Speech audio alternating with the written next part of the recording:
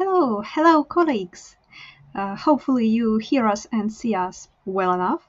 I'd like to say thank you all for joining us today on our kind of very special session, which is a collaborative event of three communities. It's Minikube, Cloudway, and Cloud Squad. And As you may probably think from our naming and from the naming of event as well, today we will talk a lot about clouds. Before the beginning, I'd like to see that you're here with us. Could you guys post something in the chat where you see us, like chat from the Wear Community platform or chat on YouTube, that you hear us loud and clear, that everything is okay, and then we could begin with our session and with the introduction of our speaker and his topic. So, yep, I see. There are some messages, at least in the Wear Community platform. Great, thank you. Cool. Bishkek is here. All good, guys. It's I think rather late in your time zone. Really happy to see you here. So that's cool that you're in live mode with us. Okay. Cool. So everything. Hello from Warsaw. Great. Hello. So cool, guys. Let's begin. I think I do not want to take too much time from our speaker. Anton will tell us today about his real experience, which is important. So that's not a pure theory. This is definitely the pure practice of usage serverless approach in AWS Cloud for the quite complex solution and the approaches that guys have applied to resolve their business tasks. Long story short, the main point I would like to add is that in case if you'd like to ask some questions, please feel free to use any of chats which is available for you, and I will try to find the proper place where I could read your questions to our speaker. Possibly this will be during the Q&A session or earlier. Let's see. So I will try to track your questions in the right order, but possibly I will manage them so to be nearer to the current line of speech for our speaker.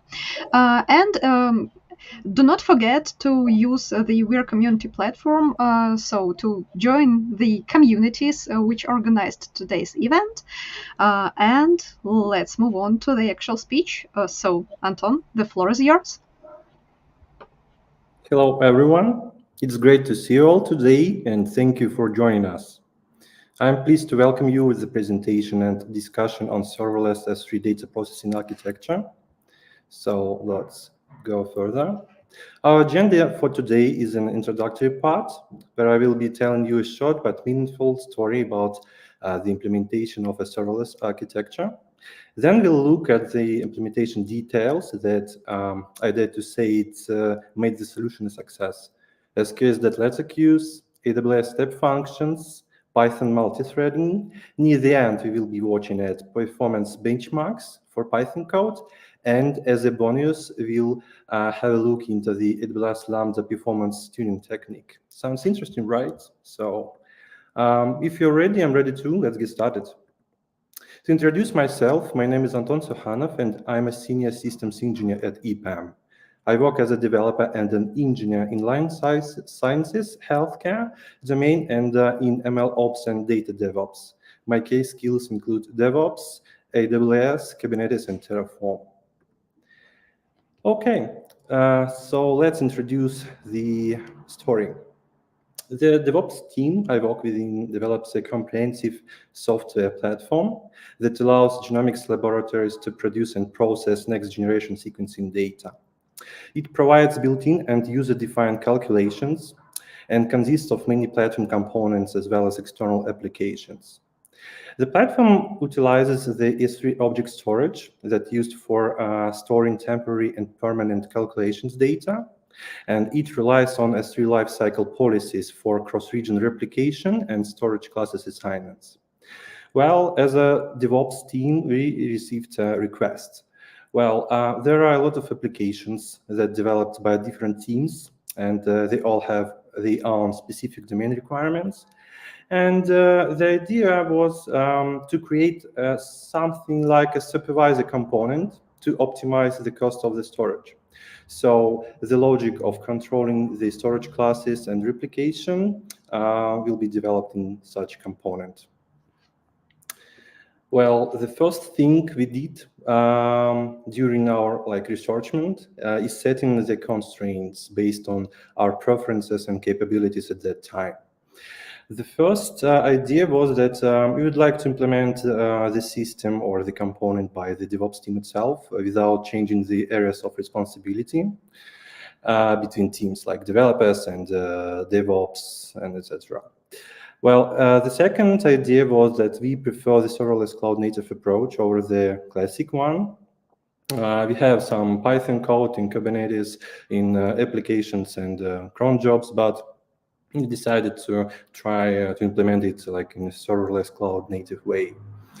Also, we would like to implement system and make it proficient as much as possible to minimize costs of the data storage, of cloud infrastructure, and so on. And the latest one was that we want to use Python as the main programming language because our team had the most expertise in this language. And here is the first part of our challenge. Well, we decided to make the automatic tagging system that will receive events from S3 bucket and process the objects. The challenge is that we would like to process objects and apply it for the cross-region replication. But by AWS itself, the process may be triggered only if object has an appropriate tagging at the moment of uploading. If we would like to change the tagging or process the objects against the rule set, we need to trigger the replication from the external tool. And the proposed solution was to create S3 event notifications policy, analyze objects and its tagging using AWS Lambda, and trigger the cross-region replication using S3 batch operations. Yeah, it is the first part of the system. And the second part is we would like to have a reporting tool. And the task is design and implement a monthly reports generator with appropriately tagged S3 objects. And the challenge here is that we have really a lot of objects created per month. And if we use a simple Python code or script that iterates through the list, it would take hours to process all of them. But we need something really efficient to process it within minutes. And the proposed solution here was to utilize the step function state machine and use its built-in capabilities of parallel processing of the events or objects using the Lambda or something like that. So we have two systems or two components to implement. And let's dive into the implemented architecture. Here it is. It looks, I think, really interesting, and actually, it's the first part of our system. Yep. Maybe there are a lot of components to count, so let's discover the solution together step by step. Let me introduce our Zoom tool. Okay. So from left to right, we have the original S3 bucket with our objects to be processed. And we've set up the S3 event notifications mechanism. So we store all the events about new objects in a SQS queue, and then consume them using the Lambda. AWS Lambda service provides you with the opportunity to use batching. So we process not every object in different, like in a unique invocation of the function, but we wait, for example, for 5 minutes or for a few hundreds of messages, and then process them like during one invocation. It lets us to reduce the costs of the processing, well, and it's ready to use, like drop-in feature of the service. So it's really easy to enable and to start use it.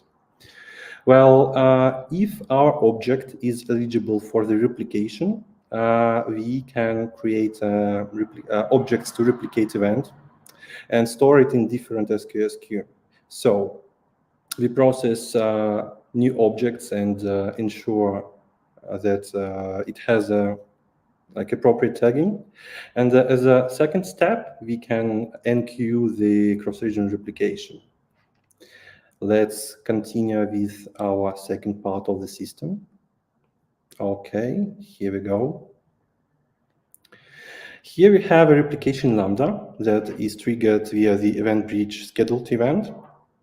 And what it does is processing all messages from replication tasks queue, creates a spatial manifest for S3 batch operations job, and creating the job itself. We have like a service components like lifecycle rules to delete outdated files or temporary one, also CloudWatch alarms to monitor almost each component of the system. And also we have an opportunity or capability to trigger the process of replication manually. So if something happens, we have like manual control of the system. And the last part I would like to show you is like this one, is shadowed. It is a manual like flow of reprocessing failed messages. We subscribed for the special events type called like failed replication.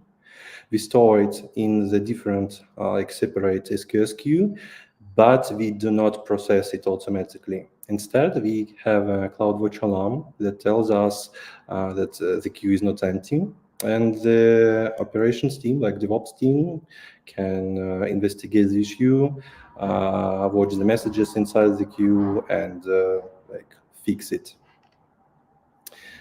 Okay, now we are ready to proceed to the second part. It will be much easier. Here we have the same source bucket and S3 inventory reports. It generates all the data about created and or updated objects in the bucket and stores it in a like separate place. We have a step functions state machine that is triggered using the event bridge. What it does is requests objects tagging in concurrent batches using the built-in features of LBS step functions, process it and renders the report and send it using the SAS. So yeah, that's it. It's pretty simple, and we'll dive into the implementation details later. Okay, do we have some relevant questions about the architecture? Actually, yes, we have the one. So, firstly, I'd like to sound the point which has been mentioned in the Ware community platform. Yes, guys, you will be able to return back to the slides because we are going to share both the recording and slides on the Ware community platform. So they will be attached to the talk where you registered to this event. As for the question, have you looked at the storage lens as a part of the solution? Yes, actually, we've had a look into it, but we have, at the moment of the investigation, we had really specific requirements of processing the object tagging. So we decided to choose like plain or simple Python lambda and our like rule set. So yeah. Cool, thank you. So, guys, in case if you need any additional clarification, please feel free to post additional questions into a chat, and I will also sound them. And one more question, by the way, why do we use custom mechanism with replication and didn't use S3 bucket replication? Yes. Okay, nice question. Well, actually, let's see the previous slide.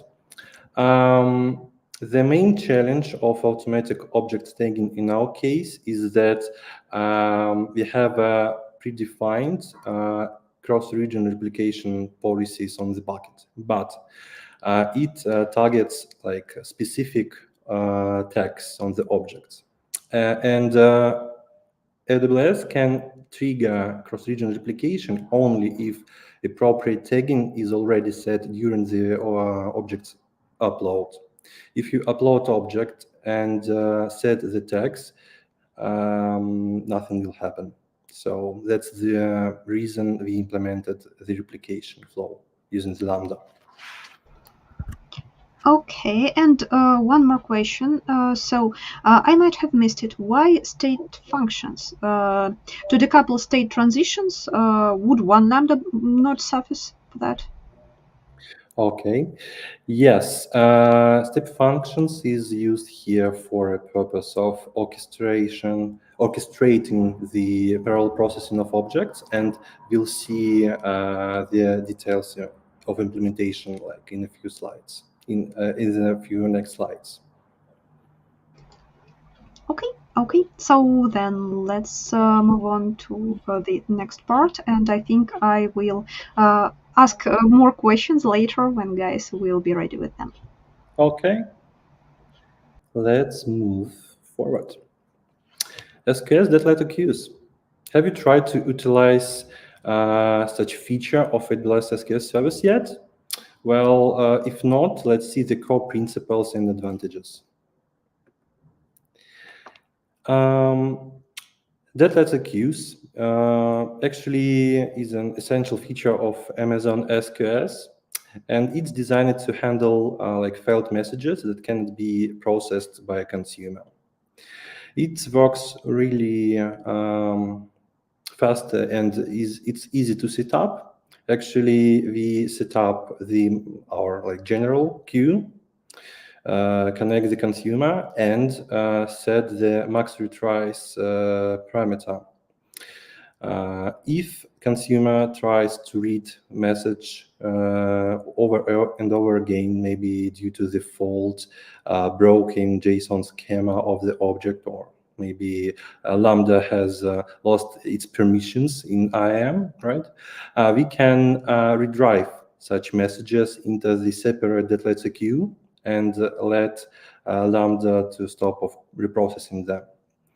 Well, we use data queues a lot in our architecture to ensure that the system will continue to process all of the objects without stacking on like specific ones. Well, if you implement such architecture, yeah, there are a lot of or several best practices, how to implement it in the right way. The first one is CloudWatch alarms. What I'm trying to say is that Q has a lot of built-in metrics that we can target in our CloudWatch alarms. And it's a really good idea to set up an notification like our data queue is not empty. Sorry, I need to interrupt you a bit. Looks like these slides have frozen. Could you try to switch them? Looks like there's kind of an issue with them. Let me see what you see. Okay. Okay, that's better. And so possibly, I think we should be kind of one or two slides further. Okay. Here it is. Okay. So the little queues. One more time. We have a original or main queue, the consumer application, and the data queue. The setup is to establish like max retries parameter that will trigger message redrive to the letter queue. If a consumer application can't process message for some reason, we just move it to the different queue and like postpone the maybe investigation of the problem.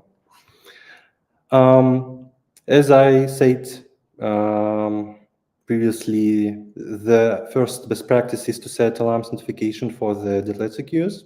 If it's empty, everything is okay. If if it contains messages, something bad happens. And the second one, like it's an optional thing, we can actually try to redrive the failed messages back to the main queue automatically. Maybe our processing issue was temporary, and in some cases it's suitable and even a good idea to try redriving messages back. Well, on the next slide, you should see the screenshots from the AWS console UI.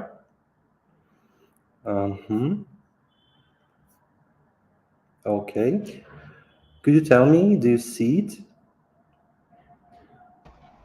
Actually, not yet. Looks like there are some freezes. So let's possibly try just to click between slides a bit. So Let yep. me try. Okay. Guys, right, that they also still don't see. So could you possibly try to share it once again, just to make sure that everything is fine? Okay. So sorry for some technical stuff. So it always happens, even in case if we try a lot of times and verify all this stuff. Sometimes it's at least something happens. So thank you for your patience and for staying with us. Yeah. Okay, everything is fine now. Thank you. Okay. So screenshots from the AWS console UI. You can see the on the top of the screen the maximum receives parameter on the main queue. It is the counter I was mentioning before. If message will be consumed more than setup times, it will be driven to the dead letter queue. If we received such messages, we can actually inspect them, like look inside it, look at the JSON schema, the parameters, values, and try to investigate the issue. And also, if we done without problem and we need to redrive the messages back, we actually can redrive it not only to the source queue, but to any we like a custom destination. Okay. And now about step functions. I think it's a quite interesting part of our architecture, and I will show you the purpose of this service. Well, AWS Step Functions is a serverless orchestration service, like from Amazon's Docs, and it allows you to implement like workflows using the predefined, ready-to-use steps or actions. For example, we can trigger a Lambda, work with DynamoDB, use some conditionals, and there are actually a lot of available steps. Well, the step functions has like internal vocabulary and terms, right? The first one is a state machine. State machine is a like virtual computer that can transit between steps. Service calls it like states. We can pass some information as input to the step and receive the result of the calculation as output. Also, we can modify it and make like some conditionals, filtering, or maybe even modifying the entire schema of the event. Well, a really useful thing to use in your project. Also, I would say that we can say that it's pretty like simple to develop. Yep, using the AWS console UI. It's just a drag and drop interface.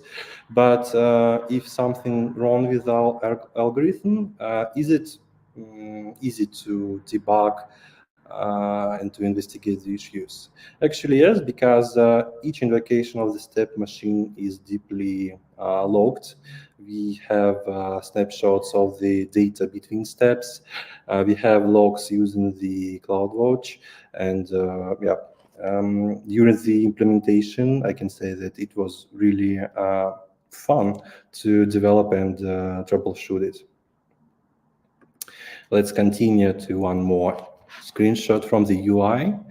At the center of the slide, you can see the main work area of the AWS step functions. It's just a drag and drop interface. Almost all actions can be done using the mouse and the keyboard. And on the left side of the slide, you see a lot of like predefined actions. We can consume or publish messages from the SNS or SQS, send messages or emails using the SES, triggering lambdas, triggering Athena queries, using the EC2 instances and a lot of things. And on the right side, you can see the configuration parameters of each step. Finally, when the state machine is done, you receive the JSON definition of the entire state machine that can be stored or programmed or developed using some tool like Terraform or another one. Yeah. Okay. Here is overview of the state machine we implemented in our solution. The first step is querying the Athena. Well, as you remember, we have a S3 inventory set up for our bucket, and we have information about created or updated objects on a daily basis, and it's everything. It's always ready to be used. The second step is like parallel processing.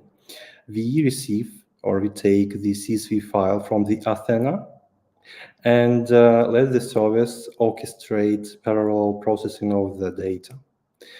We set up the batch size and the processing parameter like concurrency limits and etc. and trigger lambda. So we divide huge amount of data into the small parts and let lambda to process it. Each invocation of such lambda makes some logic like requests object tagging and etc. and returns its result. So the state machine can orchestrate the parallel processing, receive the results from each lambda invocation, and then combining into the final object. Then we have the latest step, like rendering and sending reports.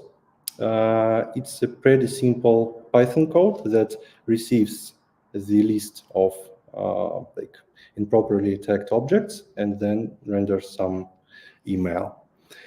The purpose of using the state machine was in this second step of distributed map. It led us not to write a orchestration boilerplate or some bad code because we are just systems engineers. Yep, we are not professional Python developers. But overall, using these features provide us with the opportunity to write a really stable and well-working solution built on like ready-to-use services and features. Okay. The next section is Python multi-threading. In my opinion, it's quite interesting in terms of systems engineering duties and tasks. And I would like to highlight the challenge and the reason we investigated such a feature of Python. We would like to use the batching approach inside the step functions and also in our lambdas to reduce the costs. And how does it work actually? As you remember, our lambda receives a lot like batches of messages to process. And if we just iterate through this list, we make an API call and then wait for the response and then proceed with the next one. And the worst thing is that this waiting time of the lambda is built, so we pay for it. And we thought, well, if there are such parallel processing features in all programming languages, almost all programming languages. So can we do something cool in Python? And actually, it has built-in primitives and data structures. Actually, it's pretty easy to implement, and I will show it on the next slide. Well, but the last thing I should mention on this slide is some considerations about the implementation. If you write some parallel code and runs it, it's pretty likely you to receive the throttling errors. Like you can make a lot of requests per second, but some services and APIs is not ready to process all the data you want. So it's a good idea to handle such errors just to be able to stop processing if something happens. Because if you run a lot of API requests, they can be built and it can cost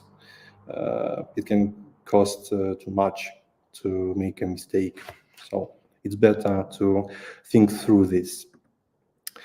And as I mentioned, Python has built-in primitives like a data structure called queue. It's a thread-safe queue that can be accessed from the different threads in a secure way, like in a safe way. And Python has a thread pool executor that allows you to pass the function and spawn the workers. All we have to do is fill the queue with the data, spawn the workers, and process the data. Well, actually, AWS Lambda with Python provides you with such opportunity or capability. So threads work in the AWS Lambda environment. Alternative approach using the async programming without operating system threads. It works on the event loop, but we decided to write as much simple code as we can, just to ensure the easier maintenance in the future. But you can think through the available options and choose the best in your case. Performance benchmarks of this idea. You can see our threading benchmark. On the left side of the slide, you can see the estimated time to complete for 100,000 of objects in minutes. So if we use one thread, we approximately need 32 minutes to process this amount of objects. And if we use multi-threading, we can achieve almost 10 times better results using the threads. And on the right side of the slide, you can see the RPS rate to S3 API. And it's a good thing to highlight that in our task, we were requesting the object tagging, and we haven't faced some throttling issues. But if it some different requests, you should make research before implementing the final code, because in some cases you need to implement some throttling in your code to process it in a correct way. Well, it's the bonus slide of related to the performance benchmarks.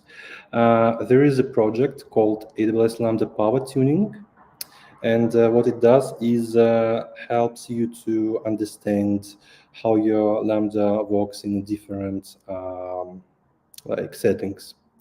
The AWS calls it Lambda Power. So if you worked with Lambda developing, you probably remember the parameter called memory limit in megabytes. So, but you probably haven't seen the CPU's count, and it's called the Lambda Power.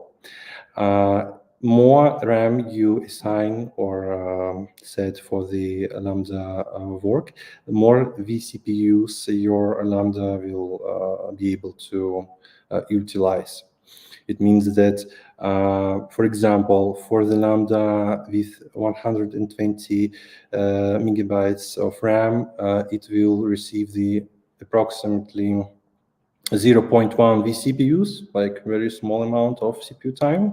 But if you set the maximum of 10 GBs, the Lambda will be able to utilize like equivalent of 6 CPUs. And it's a difficult thing to understand what is the best ratio of the assigned RAM limit and cost efficiency of the function invocations. This project helps you to understand it. So it runs your Lambda with the test data over and over again with the predefined settings and analyzes the the runtime and the cost estimation. As a result, you can see the diagrams and understand what is the best performance tuning option. Okay, this is our last slide. I would like to maybe overview our solution. I would say it's easy to maintain because we have well-documented, predefined, ready-to-use features of AWS. It's quite transparent and stable in operations. We have a lot of built-in metrics and logging tools, as well as special documentation for tuning and operating it.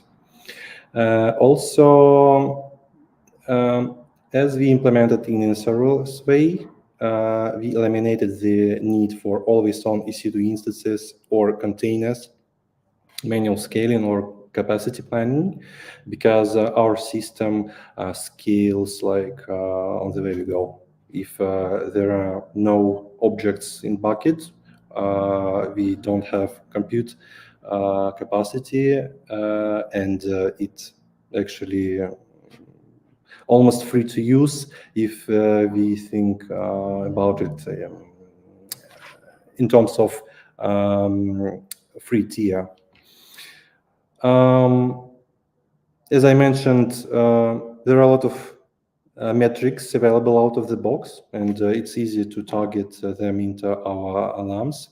And the final thing is that it's quite easy to deploy using some IAC tool like Terraform or CloudFormation. Well, I think that's it for the presentation. Thank you for your attention and time, and I'm glad to answer your questions, if any. So, guys, I need just a kind of minute. Issues happening as usual. Nothing is ideal, and nothing could go absolutely well, even in case if you're well prepared. So, for some reasons, I might not hear you well enough. Okay, hopefully I hear you now. Let's begin with some questions which have been asked earlier, like for the previous sections of your speech, Anton. So the first one was regarding the SQS piece. There was a question, have you checked Lambda's concurrency throttling metrics depending on spikes in SQS. Mm-hmm. Your question like correctly. Oh, yeah, yeah. Thank you. If I understand the question, actually, there are no spikes in our event processing. We have, I would say, really maybe stable rate of the objects, and as it's not the only Lambda in the AWS account we have. We of course set the concurrency limit, and actually it was enough for us just to use, if I'm not mistaken, two concurrent invocations to process all the data using the batches. I think if we don't use the batching approach, the concurrency limit had to be like much more higher. Okay, I see. Thank you. So, guys, sorry, I see your comments about the background noises. I've tried to do all my best to fix this. Hopefully, now it's clear. One more question was regarding the schema about step functions which you've shared. So, there was a question what the object tagging means here in this particular, so which business meaning does it have? Mm-hmm. Object tagging actually used, if I'm not mistaken, even in advanced documentation. It's just pairs of key values, like plain text on the objects, like type of objects, type A, type B, type C, and etc. So we analyze the object's metadata, current tags, and make required like modifications to the object if required. Okay, I see. So, guys are asking about telling us more about the problem you solved with this solution. Do you have any thoughts on alternatives you could solve this problem with? So I remember that we've discussed on backstage some alternative solutions to the business problem you had. So could you briefly describe the options you've considered? Yeah, let's see the firstly the original diagram. Okay, just to change the slide. And okay, and the question was about the step functions, maybe. Yep. So Mainly even in general, like overall architecture. mhm. Well, the different approach, like a really naive one, in my opinion, is to use the different orchestrator of the processing. I mean, the replacement for the step functions. For example, we can implement such batch processing in a plain lambda that will consume the result of the Athena query, right? And trigger underlying AWS lambdas for processing. It's the first option I can remember. And another one, I think we could utilize the AWS glue, but we decided not to create maybe bus factor in our team or in our project, and to utilize widespread and well documented maybe services. I don't mean that AWS Glue is not well documented, but yeah, it's about maybe in the team expertise.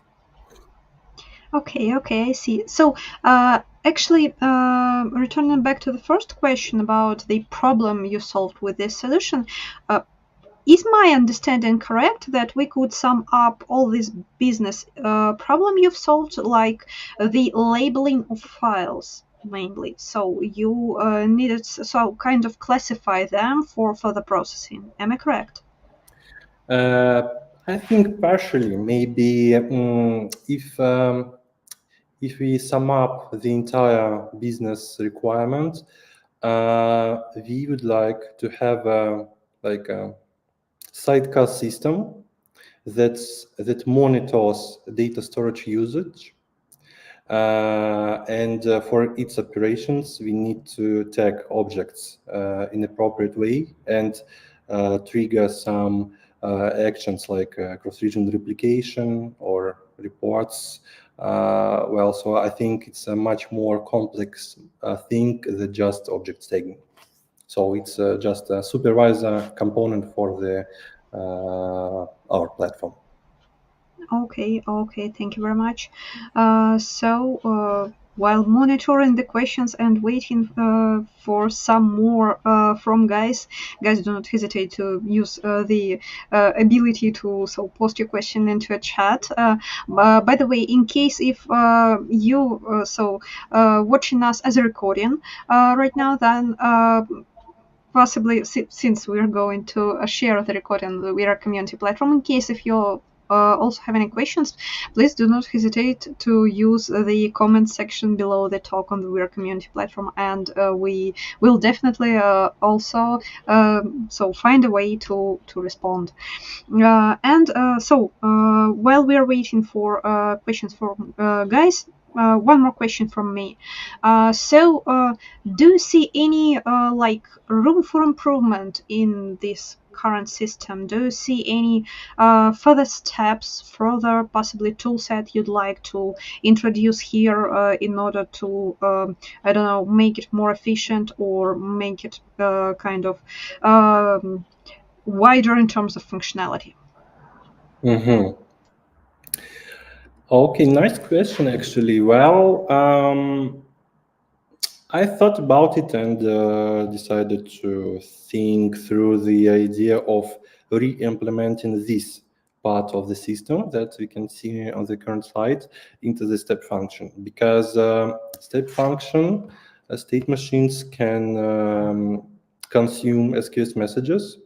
So it means that the alternative approach of consuming the events of about new objects using this state machine. Maybe in this case, we will be able to reduce some boilerplate in our lambdas. Maybe also we can. I think it's an open question. Actually, maybe if our team will be adopting the AWS Glue, we will have a look into it and see whether it can be re-implemented in AWS Glue. Okay, So, so great plans for the next iteration. By the way, let's return back, or even better to say forward, in your slides, at least as they are opened now. You mentioned the issues with multi-threading, and actually, so it might be possible to utilize the approach where we do not have a set of threads inside the single particular lambda, but to consider like lambda which could trigger another set of lambdas and split batches of work between them, and then somehow, for example, using the messaging approaches or any other ways, gather the results and proceed with them. Have you considered such kind of option? Which possibly drawbacks you've found in it, so you've chosen the Python multi-threading instead? Yeah, actually, when we were researching the possible solutions, I think, thought about it. But there are like special, maybe class of the problems that should be answered before the implementation. For example, how transparent and understandable the system will be.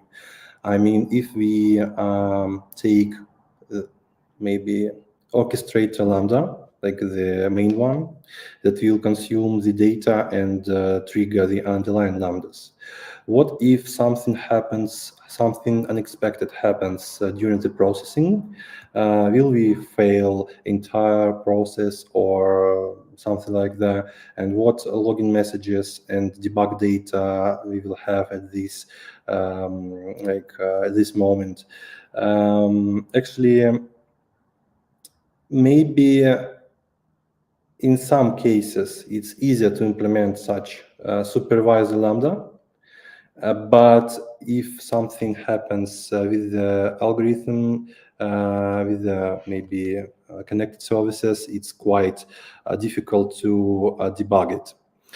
Instead of this, we decided to use the step functions because there are like numerous built-in debug tools like event payloads, dump, and metrics, and etc. Also, the second concern about such approach of using only lambdas is runtime limits. So we are limited with, if I'm not mistaken, 15 minutes of runtime. Yeah, correct me if I'm wrong. And it's, I would say, the hard limit of the such implementation. The step functions is a recommended way to prevent such hard limits. So I think that would be my answer. Thank you very much. But yeah, by the way, it's always kind of a discussable question whether we have any kind of hard limits in AWS, because yeah, usually we so can find the approach where as an enterprise solution, so our suggested limits might be so moved somehow, their kind of recommendations, and might be adjusted, but then the like FinOps part of the overall best practices should be taken into account, and definitely we should find the most efficient in terms of costs as well solution. Okay, thank you very much. So I do not see any questions in the chat yet. Guys, you have something like last 5 minutes at most to post your questions, so don't hesitate to use this chance in case if you have any question to our speaker. And Anton, you've shared as the last slide, you've shared the absolutely fantastic tool, which I also personally really like as the great option of how to utilize the Lambda resources the best way.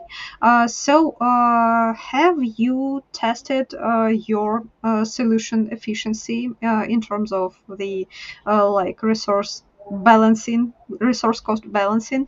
Have you done this research before the implementation or after it? And if after, was it actually efficient? Based on the tool results.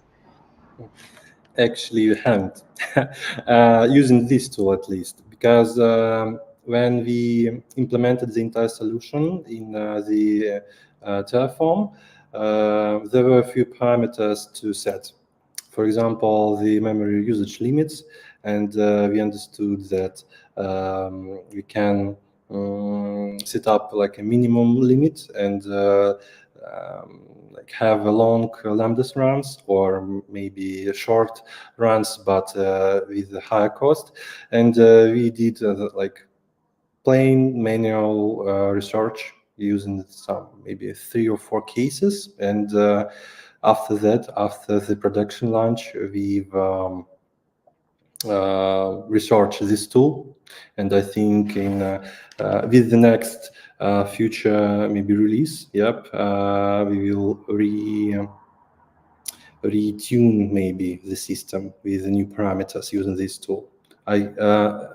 My personal opinion that almost every Lambda should be tuned using this tool. Okay, that's great, and I hope that guys who are today with us also will be able to gain some benefits from this tool during their endeavors in cloud. And one more question from a chat: Can I know how to start using this in my work? What is all the basic knowledge is that needs to be shared with my team to work with this?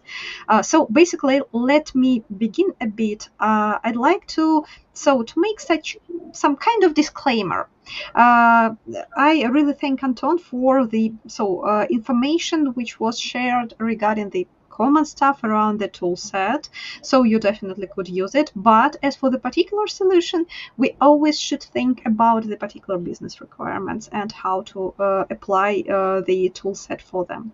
So Anton, please correct me if I'm wrong, or add anything you have regarding that.